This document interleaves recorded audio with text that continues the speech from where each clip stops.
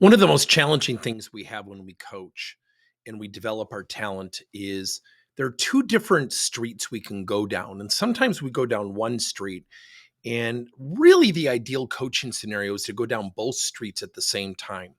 So when we have someone who's underperforming, not hitting metrics, KPIs are low, whatever that might be, we tend to focus on that. Then it becomes a very tactical conversation. So if someone sees me underperforming, what they're going to do is focus on my performance, the things I need to do to raise my performance.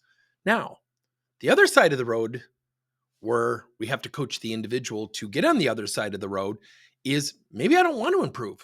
Maybe I don't even like my job. Maybe I'm not willing to practice and participate in the process of improving. Who knows? So often, when we lead our cohorts with our clients, we get into these really weird conversations about, performance and KPIs and, someone's underperforming, they're resistant to feedback. All of those things are going to continue to exist. Yet we have to remember that we're coaching a person to improve their performance. Let me give you an example. So we had somebody, and I just told this story about a teller at one of our credit union clients. And he was a young guy about to graduate college, and he wasn't hitting his numbers. And I asked the boss, the assistant branch manager, I said, well, what do you think's going on? Wow, it's like he doesn't care. And it's just like he's lost his motivation. I'm going to be very, very, very blunt.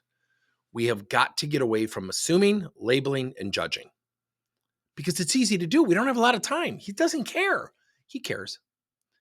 And the reason I say that is I sat down with him and I said, when you look at your KPIs, your numbers, the things that, are of expectation to you, where are you? So, yeah, I'm not hitting all my numbers. You could see his body kind of turning and he's like, yeah, it's just, I'm just not hitting all my numbers. And, I know my boss has kind of been on me for that. I said, as she should. I said, what do you think is prompting your numbers to be low? And I want everybody to really hear this. He looked at me and he said, this isn't really what I ultimately want to do. Now, for those of you who know me, I can be aggressive. Yet I want to be very clear that I knew this guy. So I was at one of our longstanding clients in the credit union space. And I said, okay. Well, I said, well, first of all, I appreciate your transparency because I wanted to encourage that.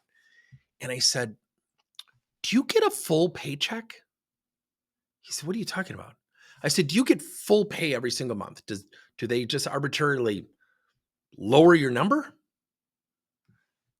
He said, no. And he started laughing. I go, yet my sense is, correct me if I'm wrong, my sense is you've arbitrarily lowered your output.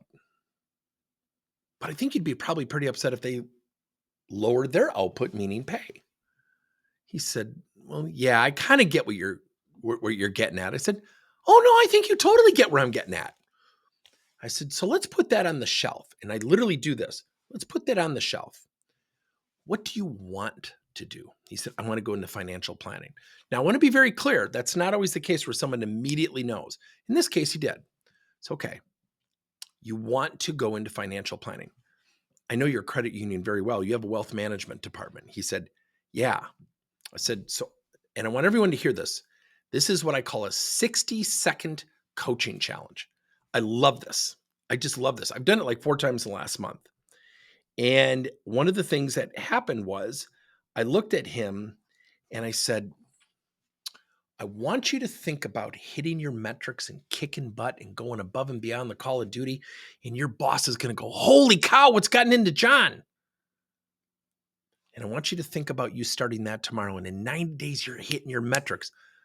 They're going to be more willing to help you get into the wealth management department versus someone who's in tune with, it's just not the job I want to do long term. He said, yeah, it's 60 seconds. Let it sit. Time does a wonderful thing. Because when we're in the moment and someone says, Tim, you look terrible in that blue shirt. No, I don't.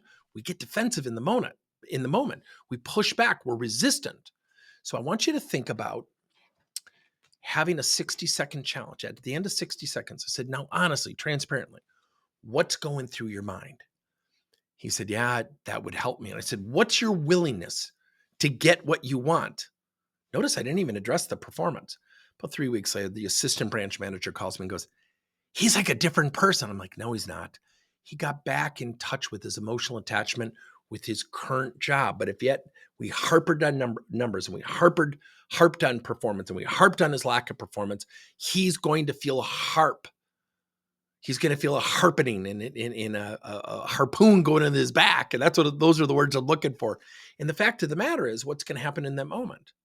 We're going to get really, really in tune with our defensiveness. But within about 20 minutes, I got him to realize your present state dictates your current state. Now, if I had just told him that, he probably would have been like, oh, yeah, I get you. That's not what happened. I got him to actually absorb it and say, yeah. I said, so the ball's in your court. I never asked him to do anything different. All of a sudden the next day, they literally, I guess from what I'm told, had to pull him off the line because he was too aggressive with members. He kept upselling and cross-selling, trying to hit his metrics. So now we've got to pull him back a little bit, which is kind of weird, but that's what we have to remember is there are two roads. Don't forget to go down that road and grab the person you're coaching to go on the other side of the road, which is the performance expectations. Let me know your thoughts.